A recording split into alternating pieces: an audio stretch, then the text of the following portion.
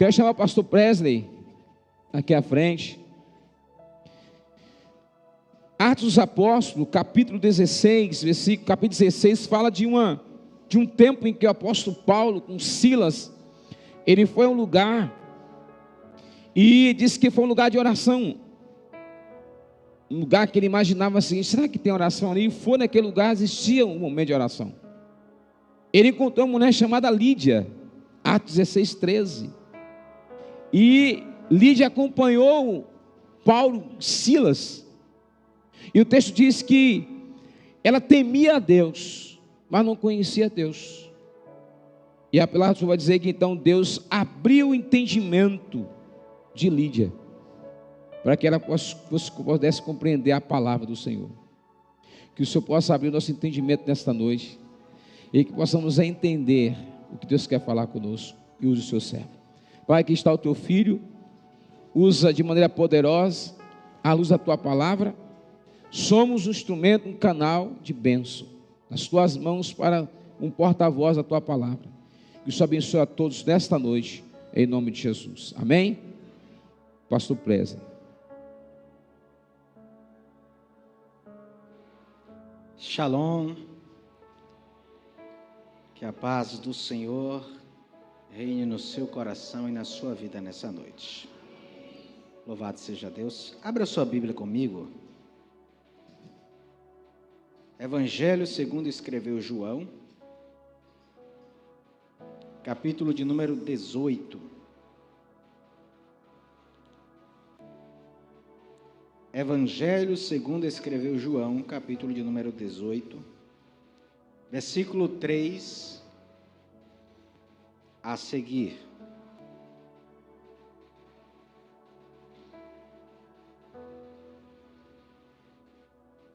Vai nos dizer assim: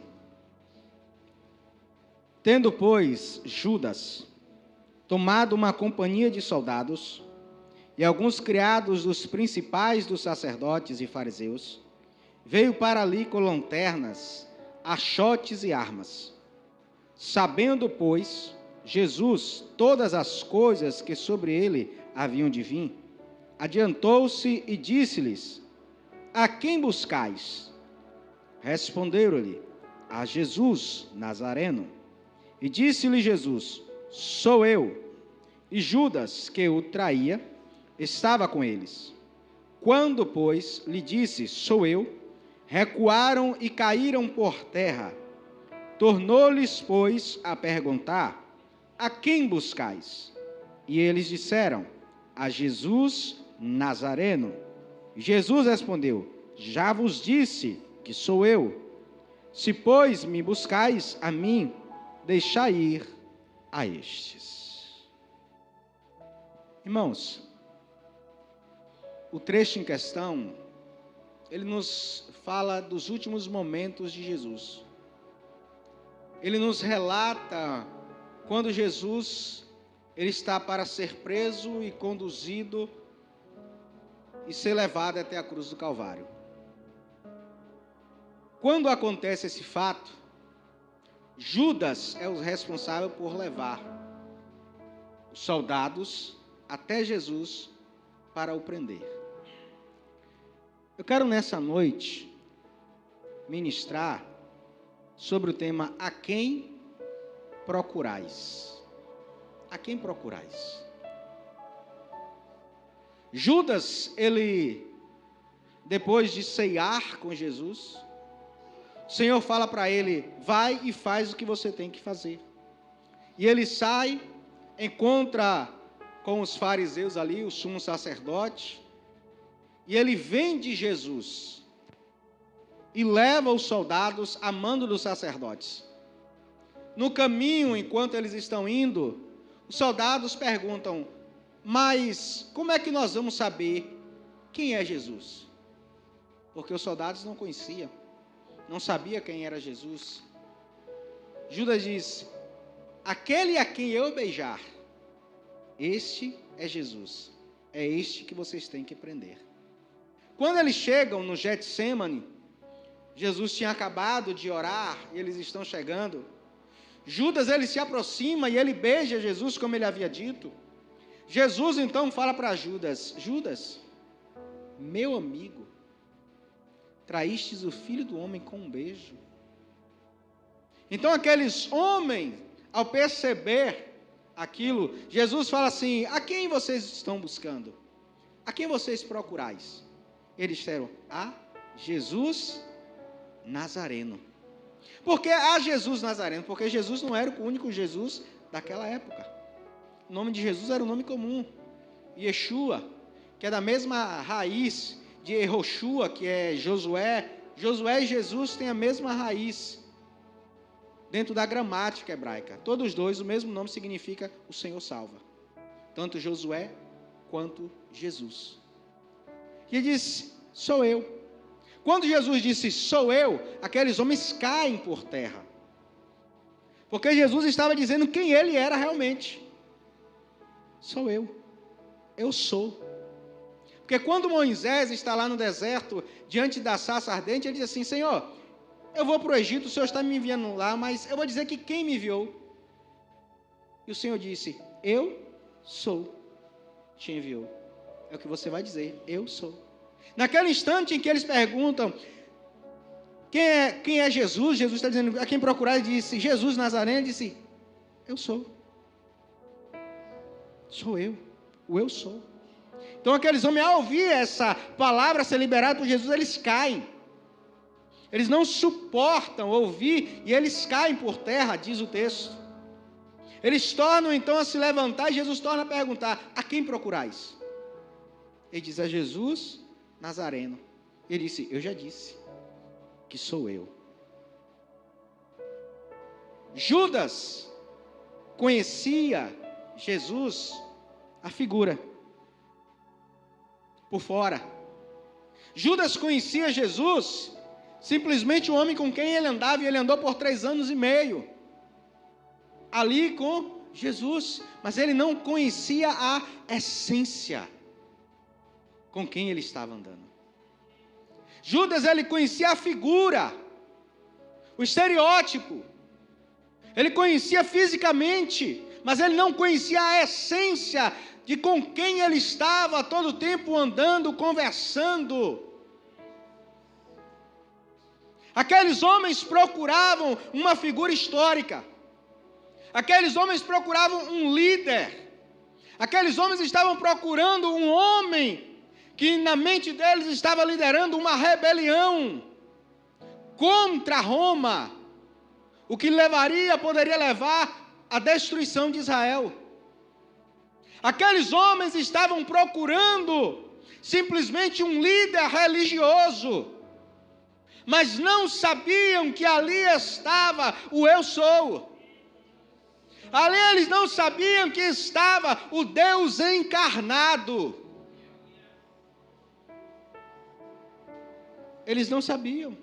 Embora Judas, ele tivesse andado por 3 anos e meio, ele não conhecia quem era Jesus. Ele não sabia. E infelizmente, irmãos, ainda hoje muitos andam com Jesus. Estão na igreja ouvindo todo dia sermãos, ouvindo louvores, ouvindo pregações, inclusive pregam, mas ainda não conhece quem é Jesus. Ainda não sabem quem é este homem.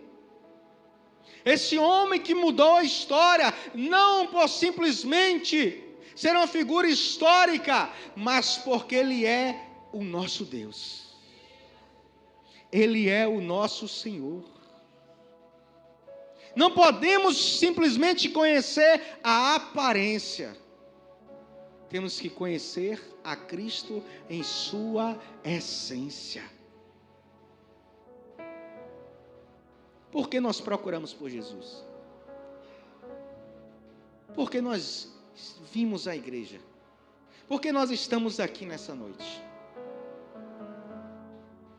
Há diversas formas, diversas maneiras, diversos motivos que muitas pessoas chegam até Jesus. Um dia uma multidão foi procurar Jesus. Lá em João capítulo 6, vai dizer que uma multidão está procurando por Jesus, e eles atravessam um grande lago que havia ali, que é o lago de Genezaré, conhecido como Mar da Galileia. Jesus, ele multiplica os pães. Todos nós conhecemos essa passagem, 5 pães e 2 peixinhos que Jesus multiplica. E depois de multiplicar, Jesus, ele atravessa o mar com os discípulos. E aquela multidão que viu a multiplicação, o que é que eles fazem? Eles atravessam também. Eles entram no barco. Cada um entra no barco ali e começa a ir atrás de Jesus. E quando chega do outro lado, a Bíblia vai dizer que eles chegam ali e dizem: mestre, o senhor já está aqui. Jesus diz assim: vocês me procuram por causa do pão que eu multipliquei, e porque vocês comeram e saciaram a fome de vocês. Mas não me procurais pelo pão que perece, mas pelo pão que dá vida eterna. Aqueles homens queriam Jesus porque Jesus supriu a necessidade física deles. Porque eles viram Jesus multiplicar 5 pães para uma multidão de cerca de 15.000 pessoas. Eles queriam transformar Jesus em rei, porque Jesus multiplicou o pão. Imagine, aqueles homens estão ali, um tempo difícil, tempo de escassez, tempo de dificuldade, e chega um homem que pega 5 pães e alimenta uma multidão de 15.000 pessoas. Disseram: não, vamos transformar ele no rei, vamos fazer dele nosso rei, porque ele consegue alimentar a multidão, ele consegue alimentar o povo. Mas eles estavam preocupados com aquilo que perece, não com o que é eterno. Muitas vezes na igreja nós encontramos pessoas assim, e muitas vezes até nós entramos na igreja assim, procurando naquele dia Jesus, para ver se Jesus sacia a nossa fome, se Ele consegue liquidar as nossas dificuldades, se Ele consegue fazer algum milagre na nossa vida. Só que Jesus, ao ver aquela multidão, diz assim: olha, vocês me procurais pelo pão que perece, mas eu tenho o pão que dá vida eterna, e eu sou o pão que desceu do céu, e quem comer deste pão, que é a minha carne, terá vida. E a Bíblia diz que aqueles homens começam a murmurar, a reclamar, e um diz para o outro assim: difícil é essa pregação, quem poderá ouvir? Quem pode ouvir uma pregação dessa?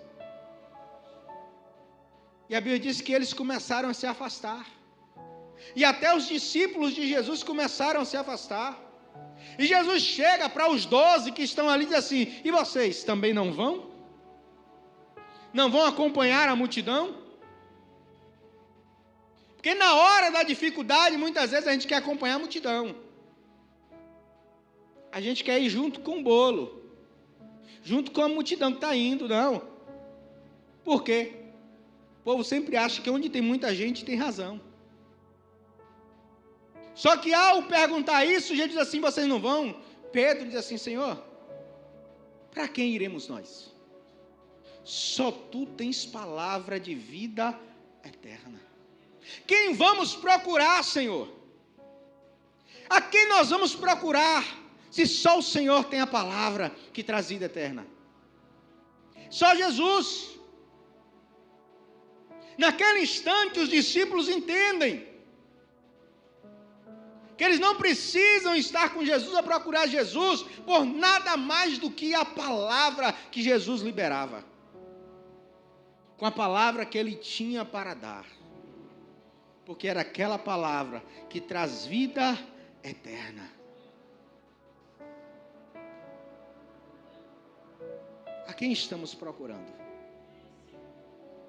Tem pessoas que às vezes não está procurando Jesus, mas encontra, mesmo sem procurar. A Bíblia diz que certo dia a mulher foi buscar água num poço, e chegando nesse poço, Jesus está sentado, e quando ela chega, ele diz assim: mulher, dê-me água para beber. E ela olha para Jesus, e ela olha estranhamente, porque é um judeu falando com ela, e ela é uma samaritana, E os samaritanos não se davam com os judeus. Eu não vou dizer aqui porque não se dava, porque teria que discorrer toda a história, que começa lá com a divisão do reino de Israel. Mas aquela mulher diz assim: você é judeu, como é que você fala comigo? Jesus diz assim: mulher, se tu soubesses quem eu sou, quem fala contigo, tu me pedirias água, e eu te daria água que jorraria em você como uma fonte de vida eterna. E aquela mulher fica atônita com isso. Ela diz: Senhor, mas como é que você vai me dar água? Você não tem cântaro? E que água é essa que mata a minha sede? Eu não tornarei para cá para voltar a beber mais água. Como é que essa água vai nascer em mim uma fonte? Então me dê dessa água, por favor. Ele disse: vai e traz o seu marido. Ele disse: eu não tenho. Você disse a verdade, porque já tiveste 5 e o que você tem agora não é seu. Porque quando Jesus chega, a verdade ela é revelada. O Senhor é profeta. Vejo que tu és um profeta. Me diga, aonde é que nós devemos adorar? Olha como a conversa muda de repente. Aquela mulher conversando sobre água, sobre beber água, sobre poço. Ela discorre sobre a história do poço, que o poço era de Jacó, que deu aos familiares dela. E de repente, quando Jesus traz uma revelação à vida dela, ela já muda a história. Ela diz: como é que nós devemos adorar? Aonde, Senhor? Porque os meus antepassados adoravam no monte, mas os judeus dizem que é em Jerusalém. Aonde é? Onde que nós devemos adorar? Ele diz: chegará o tempo que nem neste monte e nem no templo, mas os verdadeiros adoradores adorarão o Pai em espírito e em verdade. E ela diz: sim, Senhor, eu sei. E todas essas coisas, eu sei que o Messias, quando vir, ele vai revelar todas elas. Ele disse: eu sou o Messias a quem você está procurando. Eu sou o Messias que você está esperando. Ela foi naquele poço não para encontrar o Messias, não para procurar Jesus, mas ela encontrou com Jesus porque ela precisava de um encontro com Ele. Jesus mudou o caminho só para encontrar com ela. Se for preciso, Ele muda o caminho para encontrar com você. Porque na agenda de Jesus, o maior compromisso dele é o encontro contigo. É transformar vidas. E não há quem tenha um encontro com Jesus que não tenha a vida transformada. Não há. E sabe o que acontece com aquela mulher quando encontra com Jesus? A Bíblia diz que ela parte para a cidade dela. E ela começa a anunciar a Jesus. Ela disse: eu conheci o Messias. E ele revelou tudo sobre a minha vida. Venham e vejam. E aquela mulher traz uma multidão aos pés de Jesus. E a Bíblia diz que naquele dia, todo aquele povo se converteu a Jesus. E não só naquele dia, como diz que a multidão falou: Senhor, fica mais aqui conosco. E Jesus ficou mais 2 dias com eles. Tudo porque uma mulher encontrou com Jesus. Tudo porque ela não estava procurando, mas ela encontrou. E quando ela encontrou, ela se entregou para Ele por completo, sem se importar com nada. Tem aqueles que encontram Jesus pelo caminho. Estão procurando Jesus para matar. Estão caminhando para aprender aqueles que anunciam sobre Jesus. E no meio do caminho Jesus para, como fez com Paulo, que estava a caminho de Damasco para prender os discípulos de Jesus. E no meio do caminho a Bíblia diz que ele cai do cavalo, diante de uma grande luz, e ele ouve uma voz dizendo: Saulo, Saulo, por que me persegues? Ele disse: quem és tu, Senhor? Eu sou Jesus, a quem você está procurando. Só que ele estava procurando Jesus pelo motivo errado. Porque Paulo era um ferrenho fariseu. Porque ele aprendeu dessa maneira. Ele aprendeu que só existia uma lei, uma religião, e era o judaísmo. E fora disso, não poderia haver outra coisa. E ele vai para defender os seus ideais. Ele vai para defender aquilo que ele aprendeu. Só que no meio do caminho, Jesus encontra com ele. Por que você está me perseguindo? Quem és tu? Jesus. Agora vai, Paulo. E entra na cidade de Damasco. Vai. Porque lá eu falarei contigo. Jesus vai e chama Ananias. Diz: Ananias, vai à rua direita. E lá tem um homem por nome de Saulo. A quem estava orando em visão, ele viu um homem que vinha e colocava a mão sobre a sua cabeça. E ele recuperava a visão. Ele disse: Senhor, eu tenho ouvido falar muito desse homem que tem prendido os teus servos. Ele disse: vai, porque para mim ele é um vaso escolhido. E eu vou mostrar para ele o que é sofrer pelo amor do meu nome. Se ele estava sofrendo por algo que era perecível, agora ele vai sofrer por algo que é eterno. E ele transforma um perseguidor em o maior missionário da época dele. Paulo foi o maior difusor do evangelho. Ele difundiu o evangelho por toda aquela parte, Ásia, Europa, parte da África, tudo porque ele encontrou com Jesus. E os seus olhos foram abertos. O cristão não pode ter os seus olhos fechados. O cristão, ele tem que ter a sua visão espiritual aberta para enxergar aquilo que Cristo tem para a sua vida. Para enxergar o seu chamado. Para enxergar o propósito de Deus na sua vida. Nós temos que estar sempre prontos para nos encontrar com Ele, para buscá-lo, mas buscá-lo por quem Ele é, não pelo que Ele pode fazer. Jesus pode fazer muito, pode. A Bíblia diz que Ele faz além do que pedimos ou imaginamos, mas Ele quer que a gente procure por Ele, pelo que Ele é.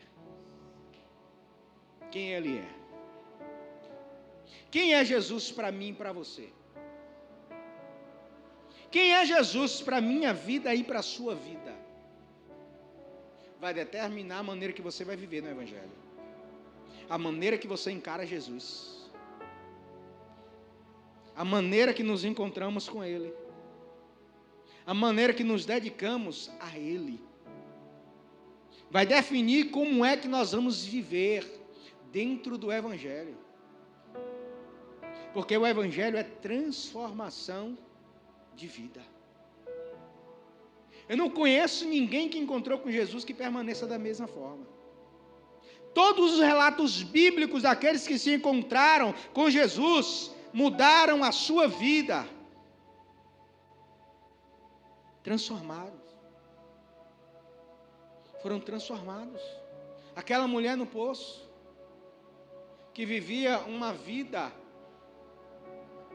de forma desordenada, ela tem a sua vida transformada.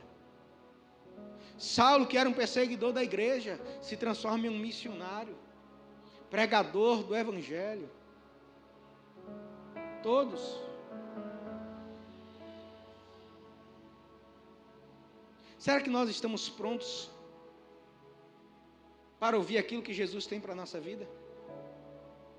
Porque um certo dia um jovem procurou por Jesus e a pergunta dele foi bem coerente: Senhor, o que devo fazer para ter a vida eterna? A Bíblia diz que Jesus amou aquele jovem. Aí disse, tudo bem. Você quer saber o que é que você deve fazer para ter vida eterna? Guarda os mandamentos. Honra teu pai, honra tua mãe.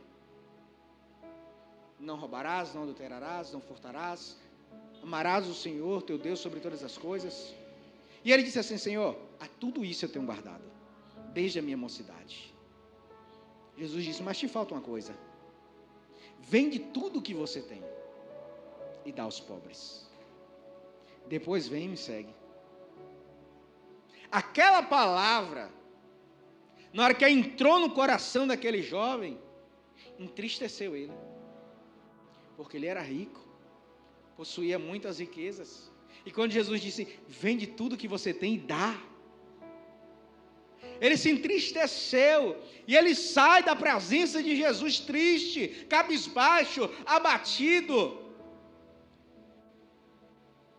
E olha o que ele queria, é o que toda pessoa em sã consciência quer, ter a vida eterna. Só que ao perguntar a Jesus, a resposta de Jesus não é o que ele queria. E aquele jovem se abate, se entristece. Quantos cristãos, irmãos, estão abatidos, estão tristes, cabisbaixo, porque Jesus não respondeu ele pela maneira que ele queria, do jeito que ele queria. O que eu quero, nem sempre é o que Jesus quer. O meu desejo nem sempre é o desejo de Jesus. A minha vontade nem sempre é a vontade dele. E quando a vontade de Jesus se choca com a minha vontade, aí é difícil. Ou eu estou pronto para abrir mão da minha vontade para fazer a dele, ou eu não vou andar com ele. A Bíblia deixa isso bem claro, andarão dois juntos, se não estiverem em concordância. Não tem como eu andar com Jesus se eu não estiver em concordância com ele. E a vontade dele é maior do que a minha. Ele é maior do que eu. Ele tem mais poder do que eu. Toda a autoridade é dele. Tudo pertence a ele. Então a minha vontade é ínfima diante da dele. A vontade dele é soberana. Mas quantos cristãos, irmãos, já não estão vindo mais para a igreja, porque Jesus não fez a vontade deles, porque as coisas não estão acontecendo da maneira que eles pensam. Por quê? Às vezes o que nós queremos é até bom, só que Jesus, ele sabe o dia de amanhã, e ele sabe que aquilo às vezes não é o melhor para a minha vida, não é o melhor para a sua vida. E ele disse não. Mas nem todo mundo está pronto para ouvir o não de Jesus. Ouvir o sim de Jesus é muito bom. Ouvir Jesus dizer sim quando a gente ora, e a gente diz, Pai, eu preciso disso, e Jesus vai lá e abençoa, e acontece. Jesus, eu preciso daquilo. Aí Jesus vai lá e faz, e acontece. Jesus, eu preciso disso. Jesus diz, não. E aí? Estamos prontos para ouvir o não? O não de Jesus? Temos que estar prontos. Temos que estar preparados. Para quando Ele vir até nós dizer, não, não vou fazer. Não vou te dar. Temos que estar preparados para isso. Temos que buscar a cada dia nos preparar para o dia que Jesus disser não. Sabe quando um pai, uma mãe vai fazendo a vontade dos filhos? Filho pede, o pai dá. Filho pede, a mãe dá. Filho pede, o pai dá. Filho pede, a mãe dá. No dia que o pai e a mãe dizem não, o filho bate o pé, faz birra, se joga no chão, chora, faz um estardalhaço. Só que às vezes a gente A gente cede como pai, como mãe, para parar o choro, para parar a birra. Só que Jesus não. Jesus não cede. Porque Ele sabe o que é que vai acontecer amanhã. Ele disse, se eu te der hoje, amanhã você está perdido. E a preocupação de Jesus não é fazer você feliz. É salvar a sua alma. É salvar a nossa alma. Paulo, ele vai escrever aos Coríntios e vai dizer assim, porque a tristeza que há em vocês agora é uma tristeza que vai gerar salvação. Por quê? A igreja está passando um momento difícil, momento de tribulação, momento de dor. Estão tristes, mas aquela tristeza é para salvação. Porque Deus está trabalhando no meio da igreja. Deus estava trabalhando no meio do seu povo, para gerar neles um caráter aprovado, um caráter firme, que não vai se desviar por nada, que não vai se deixar abater por nada. Só nos abatemos, nos entristecemos, decaímos, quando não deixamos Jesus moldar a nossa vida. Quando não deixamos Deus trabalhar nas nossas vidas para nos fortalecer. Paulo, ele vai escrever aos Romanos, ele vai dizer que devemos nos alegrar na tribulação, porque a tribulação gera perseverança. A perseverança, esperança, e a esperança não traz confusão, porquanto o amor de Deus foi derramado em nossos corações pelo seu Espírito. Agora, quem é que se alegra na tribulação? Quem que se alegra, irmão, passando dificuldade? Quem se alegra passando dor? É difícil. Só que Paulo, ele está falando com propriedade de causa. Paulo, ele está falando daquilo que ele viveu.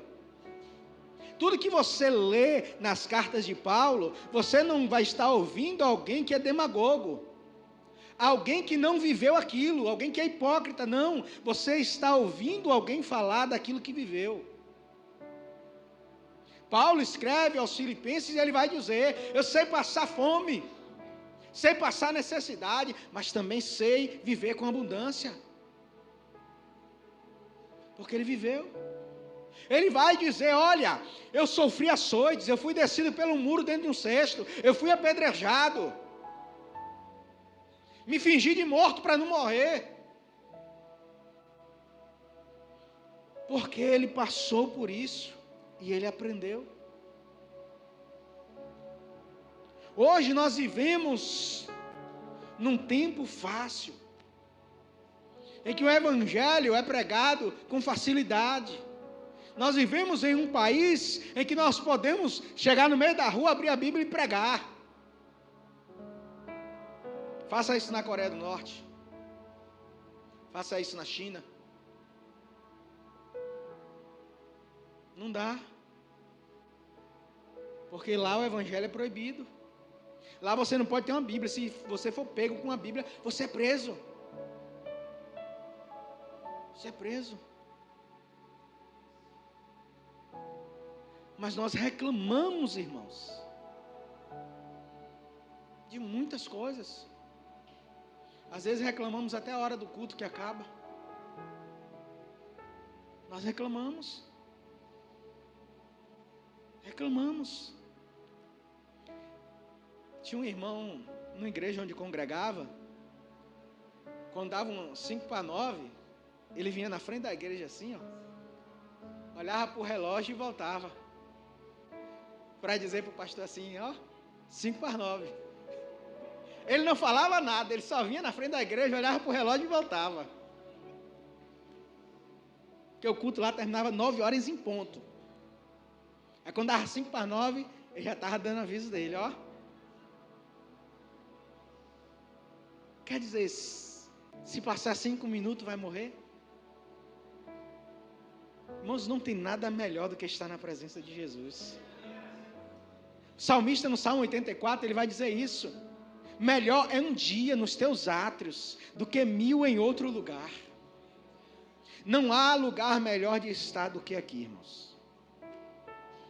Não há lugar. E quando nós encontramos com Jesus, irmãos, mas encontramos mesmo, encontramos com Ele, sabe aquela carreta que atropela uma pessoa? É o encontro com Jesus. Não fica do mesmo jeito, sai todo esbagaçado, mas sai feliz.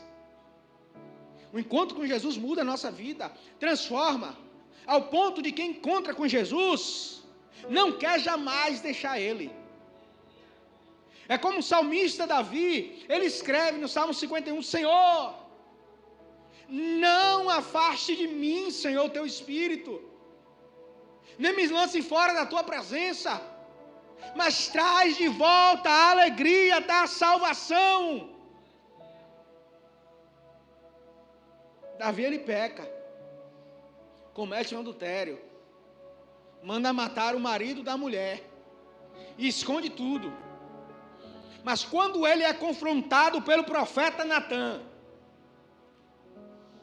e Natã fala a ele, mostra a ele a verdade do que ele fez, a Bíblia diz que ele se joga no chão, ele rasga as suas vestes, ele lança poeira sobre a sua cabeça, e ele começa a chorar na presença de Deus, pedindo por misericórdia, dizendo, Senhor, não se afaste de mim, Senhor, não me lances fora da tua presença, porque ele sabia a importância, ele sabia o quão importante é estar na presença de Deus.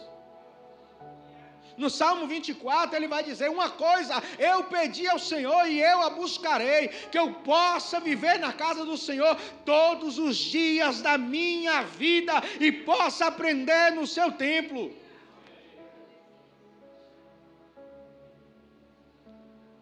É um salmo, um cântico, acho que todo mundo conhece o salmo pela música, pode não conhecer e saber que é salmo, mas conhece a música que Fernandinho canta, uma coisa peço ao Senhor, e a buscarei, todo mundo conhece a música, pode não saber que é um salmo, mas ele pede, ele clama ao Senhor, que ele possa viver na casa do Senhor.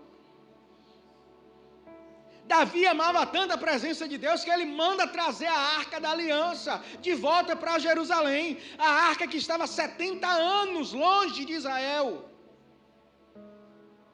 Ele ama tanto a presença de Deus que ele diz, Senhor, eu vou construir um templo para ti. E Deus disse, você não, você tem a mão suja de sangue, mas eu vou deixar, Davi, você desenhar a planta.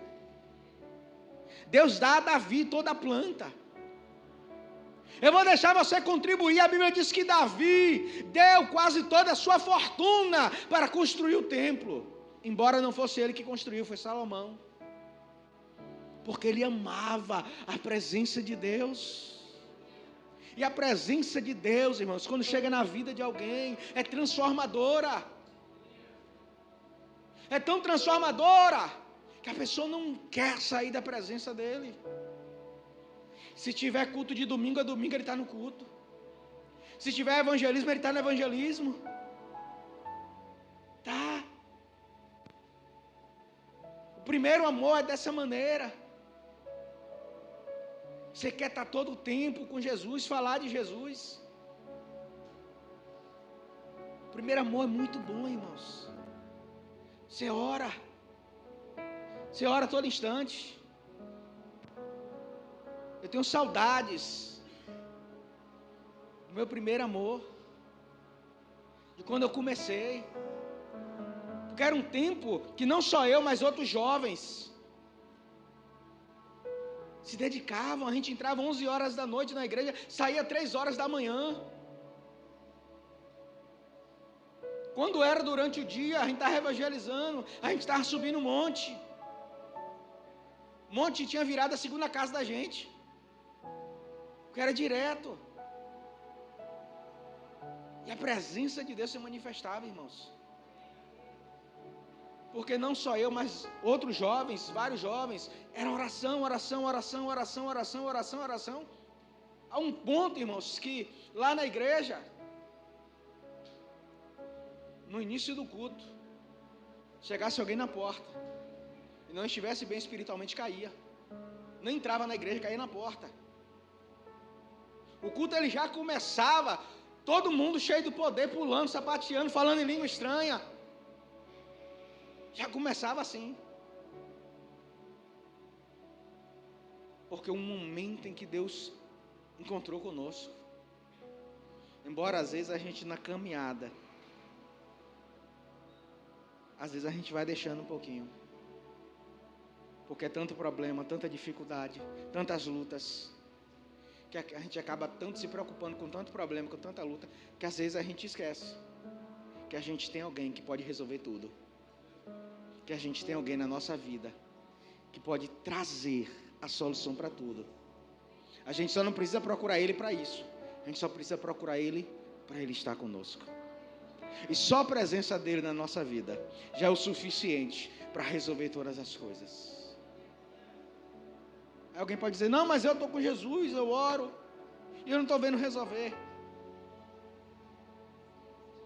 Mas só a alegria, irmãos, que traz, a gente esquece da tribulação. Só a presença dEle que preenche a nossa vida, a tribulação parece que é ínfima. O problema se torna em nada, porque Ele está conosco, porque Ele está na nossa vida. Pedir aos músicos para a gente adorar o Senhor.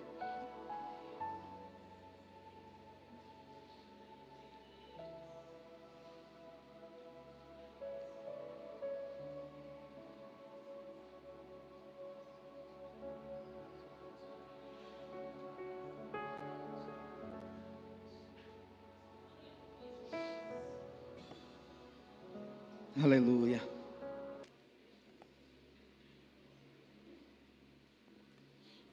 Ele está aqui nessa noite. Ele está aqui nesse ambiente.